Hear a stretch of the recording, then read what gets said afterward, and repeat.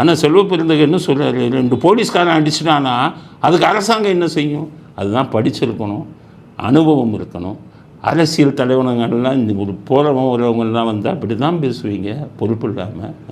எவனோ ஒரு 2 காவல்துறை கருங்காலிகள் பண்ற தப்புக்கு ஒட்டுமொத்த தமிழ்நாடு அரசும் பொறுப்பேற்க முடியுமா? ஒரு அரசியல் தலைவராக நீங்கள், ஒரு தேசிய ஒரு கட்சிக்கோட தலைவராக இருக்கீங்க.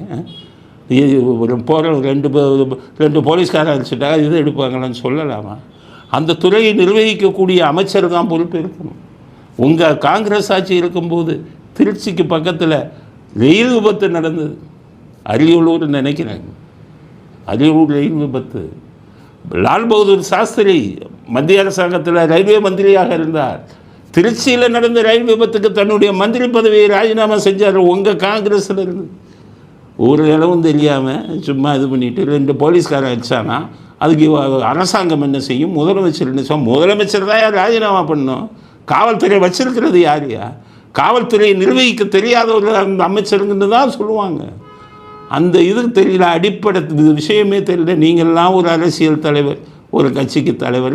நீங்கள்லாம் நாளைக்கு மந்திரியாகி முதலமைச்சர் ஆனீங்கன்னா நாடு எப்படி உருப்படும்? அடிப்படை அட்மினிஸ்ட்ரேஷன் நிர்வாகத்தை பற்றி ஒன்றும் தெரியலன்னா என்ன அர்த்தம்?